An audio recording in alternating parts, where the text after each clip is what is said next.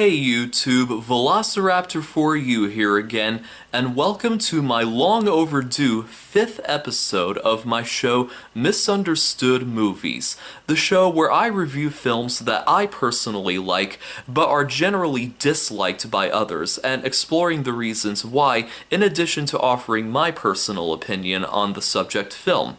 Now, for those of you who have watched my Ghostbusters 2016 review, I'm going to be doing this episode in that same style where I don't go by a script, I just speak directly from my heart. And which misunderstood movie, or rather the movie that I personally feel is misunderstood, am I going to be talking about today? This one, The Pagemaster. From 1994, this is a live-action/animated family film directed by Joe Johnston of Jurassic Park 3 and Jumanji fame, and produced by David Kirshner, who produced the Don Bluth film from 1986 and American Tail. This film came out during the holiday season of 1994, specifically around Thanksgiving in November. It was produced on a budget of over $20 million, but it only grossed $13 million total, around $13 million total at the domestic box office. I have the Wikipedia article up here, and it was written for the screen by David Cashy based on a 6-page pitch by writer Charles Pogue entitled Library Days, which was presented to David Cashy by David Kirshner himself. Now, Pixote Maurice Hunt was the director of the animation. It stars the voice talent of Patrick Stewart and Whoopi Goldberg, who were both on Star Trek The Next Generation. And let's see, who else is on here that was from Star Trek? Christopher Lloyd from Star Trek 3 The Search for Spock, Ed Begley Jr., who was in Star Trek Voyager, George Hearn, I hope I'm saying that last name right, who was in Star Trek The Next Generation, and the composer of the film score is James Horner, who composed the score for Star Trek II The Wrath of Khan and Star Trek 3 The Search for Spock. It also stars Frank Welker, a renowned voice actor who voiced Spock's screams in Star Trek 3, an alien creature in Star Trek Voyager episode called Nothing Human, and way too many other voiceover roles to count. Frank Welker is one of the biggest, if not one of the biggest voice actors, and one of my personal favorite voice acting idols.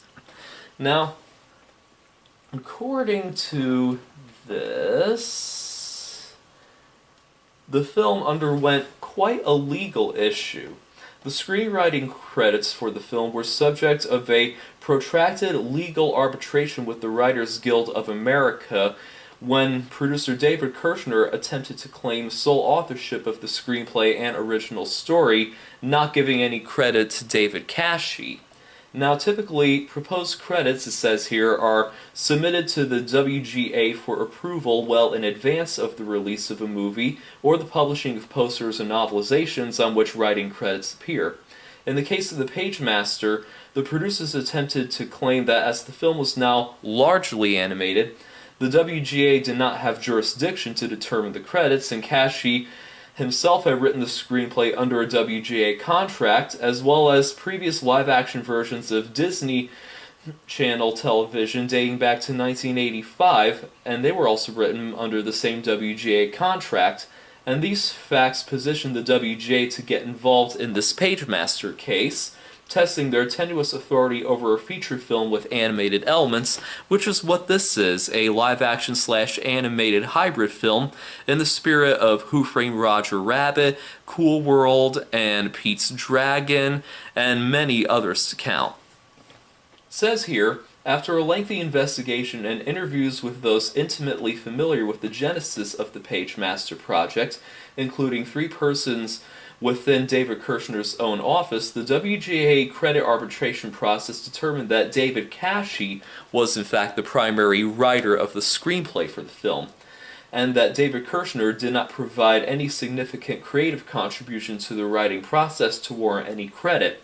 Upon receiving this determination, 20th Century Fox, which distributed the film, they threatened to pull out of arbitration and release the film without WGA-approved credits, positioning the WGA to be forced to file an injunction blocking the film's heavily promoted Christmas season release. I stand corrected. Christmas season release in 1994. Says here, ultimately a settlement was reached, and Fox released the film with both David Kirshner and David Casey receiving story and screenplay credit, with a third writer, Ernie Contreras, also receiving credit. And at the time, this case was the most expensive and extensive investigation of its type undertaken by the WGA on behalf of its members. Okay, now you're probably tired of all this, and now you want to hear what I personally think about this film. Well, I grew up with this, and I'm sure a lot of kids who grew up in the 90s grew up with it as well. It tells the story of a boy named Richard Tyler, played by Macaulay Culkin. It opens in live action, and when we are first introduced to Richard Tyler, we see that he is afflicted with panphobia. And what is panphobia? He's afraid of everything. And I mean literally everything. His parents, played by Ed Begley Jr. and Mel Harris respectively, are exasperated because they've tried pretty much anything and everything to try to build up courage in Richard, but to very little success. And now currently, his father is in the process of building him a tree house in, as he puts it, a tree that Richard refuses to climb. One day, after falling out of the treehouse during the construction of it, Richard's father sends him to go to a hardware store to buy nails. And while on his bike en route to the hardware store, a storm pops up, a very terrifying thunderstorm at that, and this forces Richard Tyler to try to seek shelter while it's raining and pouring out. He does find shelter at the local town library. Now this is where the real adventure begins. Once he enters the library, Richard meets Mr. Dewey, the librarian played by Christopher Lloyd. It's here that Mr. Dewey, who showcases his full enthusiasm and passion for his work as a librarian, does his best to try to guess what type of book he feels Richard would be in need of. He determines that horror, a horror book, out of other genres, which include fantasy and adventure, is perfectly suited for Richard. But when Richard tells Mr. Dewey that all he wants is a payphone to call his parents, tell him that he's okay, Mr. Dewey's enthusiasm is faded, to say the least. So yeah, Mr. Dewey is disappointed that Richard doesn't want a book, but he nonetheless directs Richard to the payphone in the library anyway. Richard, en route to the payphone, reaches the library rotunda, and when he looks up above, he sees paintings of scenes from various classical pieces of literature, which would include Treasure Island, Dr. Jekyll and Mr. Hyde, Moby Dick, and also a scene that doesn't come from any previous originally written work, which depicts a knight fighting a fire-breathing dragon.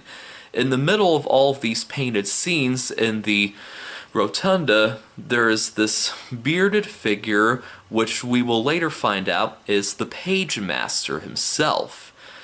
Now, when looking at this painting and all these scenes, Richard slips on rain that was dripping from his raincoat, and he is knocked unconscious. When he wakes up, he finds that the paintings above him are melting down to the floor around him. Once all the paint drips down to the floor from the roof, the paintings join together into this tsunami of color that proceeds to chase Richard up and down the halls of the library, And when they completely envelop Richard, the next thing he knows, he's been literally transformed into a hand-drawn animated version of himself, which a mysterious figure who reveals himself to be the Pagemaster, the keeper of the books and the guardian of the written word as he calls himself, an illustration. It's here that the Pagemaster sends Richard on a journey to overcoming his fears and cowardice. He tells Richard that he must face 3 tests within the animated version of the library that he has now been transported to. And those tests involve the genres of horror, adventure, and fantasy.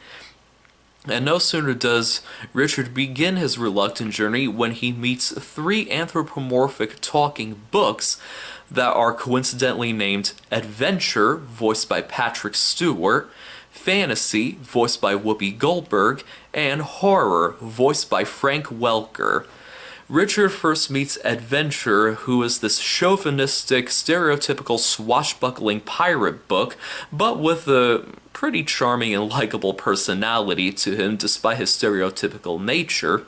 Fantasy is a sassy but caring fairy tale themed kind of book, and when they first enter the library's horror section, that's where they meet Horror, and it's right before they enter this huge haunted house.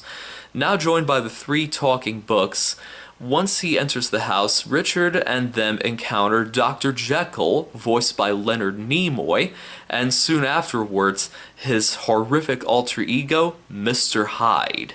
They're chased by Dr. Jekyll and Mr. Hyde, with Horror almost being dragged down into the abyss by the monstrous character. But they escape thanks to Fantasy, and they're chased out by ghost stories, and then they descend down the side of the house, and it's here where they're climbing down that Richard displays his first moment of courage, His first moment of courage comes when he snags a vine and swings down to safety. The next section of the library world that they enter is the adventure section, in which Adventure the book feels right at home. They sail across the sea and encounter Captain Ahab, voiced by George Hearn, and his nemesis, the white whale, Moby Dick. Moby Dick sinks Captain Ahab's whaling party, and he destroys the boat that Richard and his companions are in. Only Richard and Adventure are the first to make it out, and they're immediately picked up by the pirates of the Hispaniola, the pirate ship from the novel Treasure Island. They're taken aboard, and this is where they meet Long John Silver, voiced by Jim Cummings, who immediately attempts to make Richard the cabin boy of the ship. They come upon Treasure Island. The pirates, including Long John Silver, take the hostages, Richard and Adventure, aboard. And then when they discover that there's no treasure on the island, the crew starts a mutiny, but then Horror and Fantasy, who have survived Moby Dick's attack, arrive, and in a very comical sequence, they are defeating the pirates are all beaten, and it's here where Richard shows off another impressive display of courage.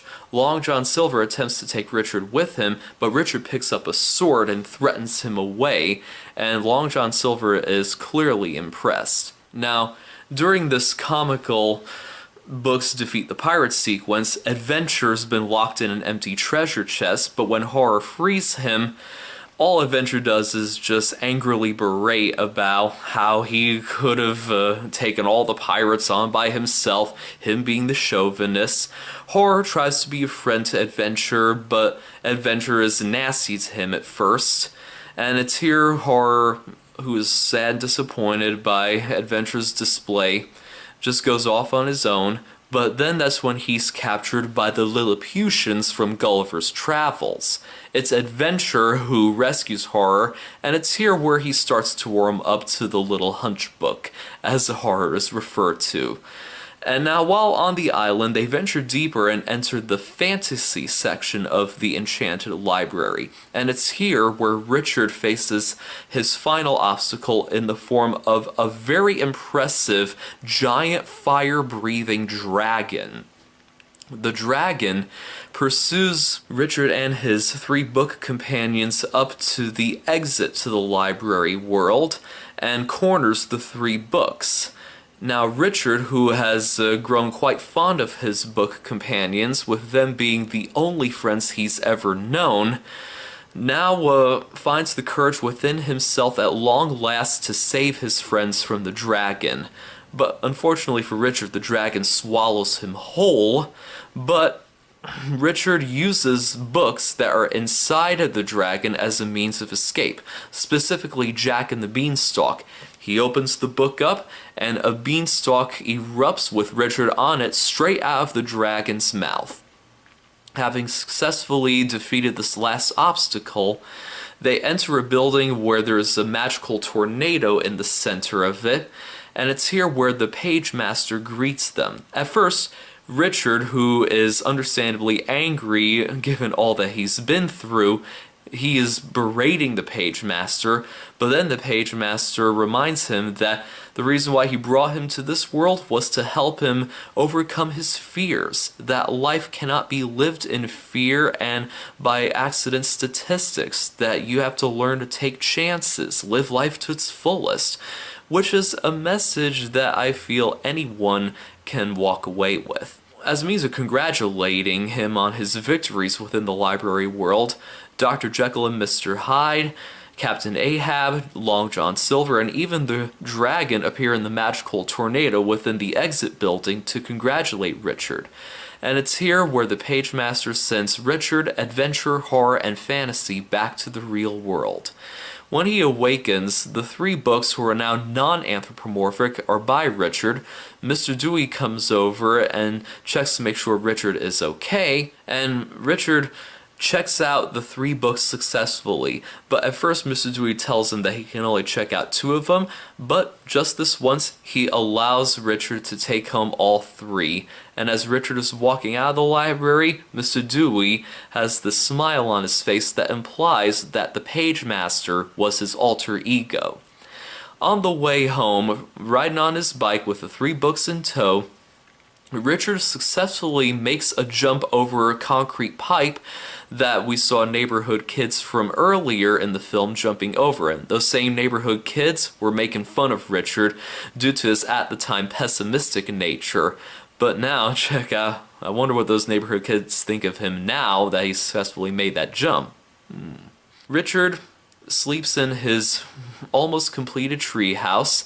His worried parents come home to find him there, and when they see him in the tree house, now they both feel relieved that this is a sign that Richard is finally on the journey to, overcoming his pessimism and his panphobia, learning to live life to his fullest, and if only they knew the adventure he was on. But both, especially his father, are satisfied by this display. They tuck him into bed in the treehouse, and then when they're away, the 3 anthropomorphic books appear in the form of shadow by the light of a lamp in the treehouse, and Adventure remarks, make this a happy ending? A kiss. And it's Horror who kisses him as it fades to black into the credits, and Adventure is all flustered and frustrated. No, I meant from fantasy. And both others are laughing at his misfortune. And that is the Pagemaster. That's essentially the movie for you folks. So now, what do I personally think of the Pagemaster? I like it. Yeah, I actually, to this day, still like the Pagemaster. As I mentioned earlier, this was a film from my childhood that I grew up with. I liked it back then, and now looking on it today, even though I do notice a couple of issues with it here and there, I still think it's a pretty decent and quite entertaining and well put together live action / animated film. Now, what I like about it, well, first of all, check out the casting. In addition to Macaulay Culkin, Christopher Lloyd, and Whoopi Goldberg, and Patrick Stewart, and Frank Welker, who, the three of them, by the way, I feel do an excellent job voicing their respective characters, really putting in the effort to inject genuine personality and development into all three of them. Let's see, I still have the Wikipedia page up here. You also have the late great Leonard Nimoy, as I mentioned, voicing Dr. Jekyll and Mr. Hyde, who we all mostly remember as Spock from Star Trek. And let's see, you have Jim Cummings, one of the greatest voice actors, right next to Frank Welker, voicing Long John Silver. Here's an interesting note. Whoopi Goldberg and Jim Cummings voiced two of the mischievous evil hyenas in another well-known family film, animated, that came out the same year as The Pagemaster. I'm talking about, of course, The Lion King. Let's see. You also have Phil Hartman, who is better known as the voice of Lionel Hutz from The Simpsons, voicing one of the pirates, specifically one called Tom Morgan. You also have B.J. Ward, who voices the tyrannical Queen of Hearts from Alice in Wonderland in quite a hilarious cameo. It's when Richard is looking for a means of escape in the dragon's stomach. He opens up Alice in Wonderland, and right away the Queen of Hearts pops out shouting, "Off with his head!" So the casting is one element to this film that I truly like. I really do feel it was well put together.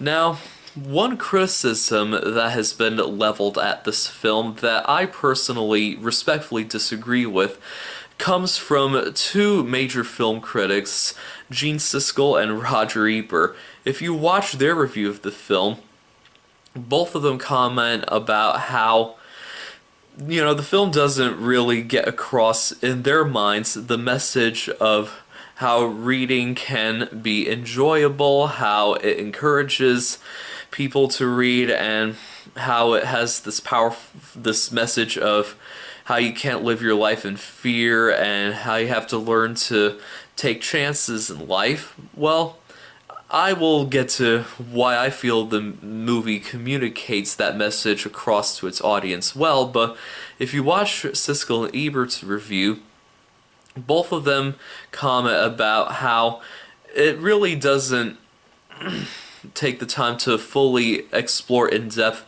the pieces of classic literature that the characters of the film find themselves in, like Jekyll and Hyde, Moby Dick, Treasure Island, how it basically turns characters from those literary works into essentially video game-esque versions of themselves, in which their job is to just be the antagonists, and for the protagonists, Richard and his companions, to jump around and fight with.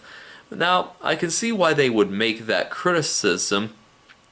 Given its runtime, the film really doesn't take the time to fully go in depth of these other classic literary characters, but it really isn't supposed to, I feel. By the middle of the film, it's set in a fantasy world, specifically a fantasy version of the library.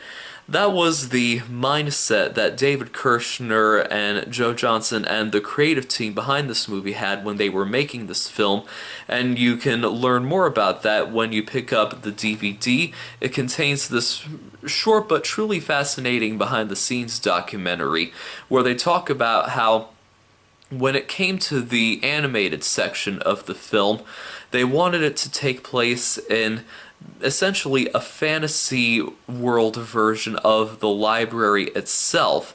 Like when you reach the horror section, you look at tombstones in a typical graveyard scene, but are the tombstones in the shape of books? They are. Are the steps inside the haunted house made of books? They are. Like, and when you get to, like in the scene when the Pirates of the Hispaniola, Long John Silver and his crew reach Treasure Island. They find that the skull-shaped mountain of the island is made up of stone blocks that are in the shape of books. I personally feel that that's a pretty interesting and quite incredible creative choice on their part. Having the whole world that Richard finds himself in give you, the audience, the sense that he really isn't leaving the library. He's still in the library. It's just become its own world. I personally like that, and if you're like me, if you enjoy reading, you might pick up on that, and you might get a kick out of that too. But Siskel and Ebert in particular, I'm only focusing on them because I haven't yet done my research about what other major critics feel about it, though I do understand it that they share their respective opinions on it as well. In their review, in addition to the criticism that, it takes the literary characters, turns them into video game-esque characters, Siskel in particular comments about how, while the animation is spot on, and I will agree with him that the animation is definitely another one of the film's strong points. I think it's really well drawn, well colored, and well executed, and if you watch the behind-the-scenes documentary, it's done by a lot of the same team who worked on Disney films such as The Lion King, Aladdin, Beauty and the Beast, and also from An American Tail. So while he did give praise, Siskel, while he gave praise to the animation, he said that the premise of the film didn't have much of a payoff. Well, I mean, it depends on who you ask. It depends on who exactly is looking at the film. But the premise, to me, the premise of the Pagemaster not having any payoff, I have to respectfully disagree. The whole premise is Richard Tyler is a boy afflicted with panphobia, and how he essentially has to go on this adventure whether he likes it or not, and it serves as a way of helping him get over his panphobia, helping him to overcome his fears and live life, essentially, discover the meaning of life. And the setting just happens to be in a library. So I personally feel that David Kashey, David Kirshner, Joe Johnston, and the whole creative team behind the film truly did take the time and energy and effort to communicate the message that this film was trying to teach about how you cannot live your life in fear, that life is all about taking chances, life is all about adventure. So I personally feel that the film communicates that message to its audience well, but I can understand why others didn't feel that it didn't, and even though I understand that, I disagree, but respectfully. And I also respectfully disagree with the whole criticism of the literary characters being turned into, video game-esque antagonists. Going back to how the film is supposed to take place in a whole library world, and it really isn't supposed to, concentrate heavily on just one particular story, a classic literary story for the main characters of the story to be in. I feel that it devotes just enough time to where you, the audience, know who exactly these classic literary figures are, to where people who want to get into reading more might get their interests piqued by seeing them in action in this film, and since that was the intended consequence of the creative team of this film, to get people, especially kids, interested in reading, I feel that the film really does that job well. The whole theme is a library, and one of the messages is, that man's imagination can in turn spark your imagination through reading. I personally feel that it does communicate its message to the audience truly well. It may not be in it may not be like it may not communicate its message to the audience on the same level as a Disney movie would communicate its particular theme or message to its audience, but for what it is, the Pagemaster, I feel, communicates its messages to its audience well. That reading can literally be an adventure, it can open your mind, it can spark your creativity, and that life itself is not meaningless. Life cannot be lived in fear. Life is all about adventure, taking chances and risks. Not too many chances and risks, but that is what life is all about. I mean, were people looking for the meaning of life in this film? Well, it depends on who you ask. But anyways, those are just my personal thoughts, some of my personal thoughts on the Pagemaster, and some of the understandable criticisms as to why others did not like the Pagemaster. Now, according to the Wikipedia article that I still have up here, let's see, here's an interesting tidbit. If you go onto YouTube and look up the trailers to the film, you'll discover that there were actually some scenes that were cut. Yeah, deleted scenes cut from the final film.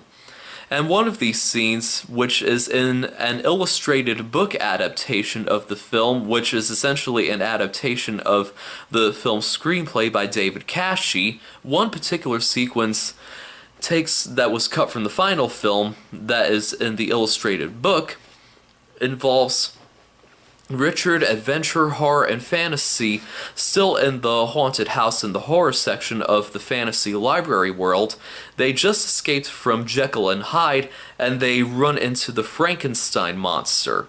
You check out some of the trailers to the film on YouTube, you will see that it actually includes clips of the lost, or rather cut, Frankenstein monster sequence. And here I am wondering, why wasn't this in any of the DVD versions in like an extended cut? Well, it's a mystery for sure. I mean, would that scene alone have added something to the film story-wise? Probably. I personally feel that the cut Frankenstein scene would be interesting to see for sure, and hopefully maybe an extended cut of the film if one ever gets released. And another rather cut scene from the film involves them in the fantasy section of the library, and they come across Cinderella's carriage being pulled by horses along the yellow brick road from The Wizard of Oz. Let's see. Is that it? According to the... yeah, that's pretty much it. The Wikipedia article says that the cutscenes of film in the trailers, the TV spots, and they appear in some of the merchandise to the film, like trading cards, tie-in books, and other related products, and they can also be seen during the sneak peek of the VHS release of the animated film Once Upon a Forest, the VHS release of Rookie of the Year, and the promotional trailer of the VHS release of the film on the promotional demo screensaver VHS copy, which came out in 1995. Will we ever see those extended and cut scenes in an extended cut of the film that may be released in the future? Well, that remains to be seen. Now, another criticism that just came to mind that I personally respectfully disagree with is that the film has been called a sad and dreary film with a sad and dreary tone. Now, I personally don't feel that sad and dreary is the entire theme and tone of the film, no. The film does have strong, well, not rather strong, it all depends on who's seeing the film, but rather well-developed and well-executed moments that have a good sense of humor and joy and heart. Sad and dreary only happens for a few sequences in the film, specifically in the whole horror section of the film, and also particularly in the scene in the adventure sequence of the film where after Moby Dick attacks and horror and fantasy are lost, Richard believes that they're dead and he's mourning their loss. But those are really the only sad and dreary moments of the film that are there.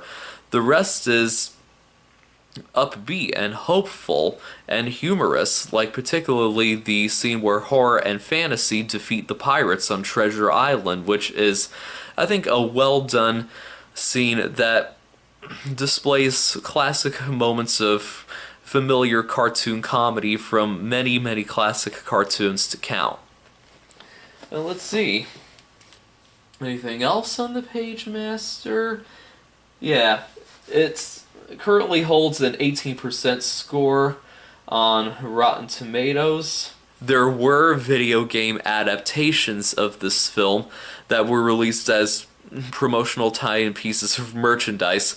One is a side-scrolling platformer for Sega and for the Super Nintendo, and the other is a point-and-click adventure game which in many ways serves as a sequel to the film that was released for home computers. Now, does this film have issues? And yes, it does. I did say earlier that there are a few issues with this film, and one is in each of the three main sequences of the film that are themed after the literary genres of horror and fantasy and adventure, there are moments where all of the animated characters are just like standing around moaning and grumbling and stuff like that, and not really saying any dialogue that would contribute to the story as a whole.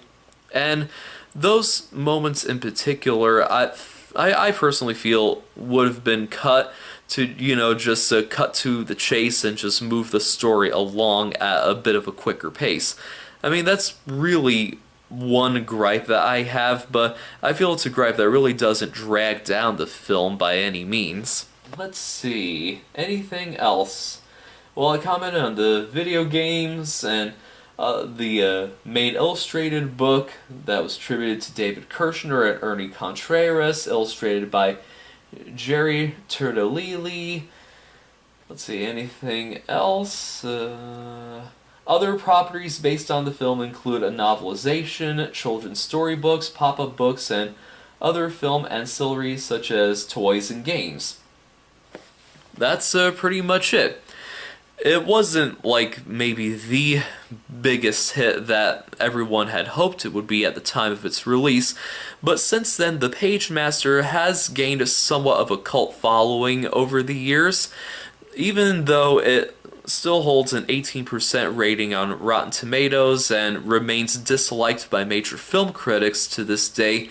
General movie-going audiences, especially those in the 90s like me, do for the most part still seem to enjoy it. They still hold nostalgic memories and fondness for this film, and anyone can employ this film as a great way to get their kids interested in reading and more involved in their local libraries. And in the end, that's what the Pagemaster is. It's a pretty well put together, well acted, well animated film with a message that life can be lived to its fullest if you learn to overcome your fears, and that reading can be fun, enjoyable, and that you should take a role in it and be more involved in your local library. Well, that about does it for my thoughts on the Pagemaster and for this episode of Misunderstood Movies. I would like to thank you all for watching, and did you enjoy the way I did this episode? Would you prefer I keep doing future episodes this way? Would you prefer that I go back to my original format? What do you think of the Pagemaster as a whole? Do you like it? Do you dislike it? By all means, leave your thoughts and comments down below, and I will see you next time on the next Misunderstood Movies. I'm Alex Consalvos, aka Velociraptor for you, signing off.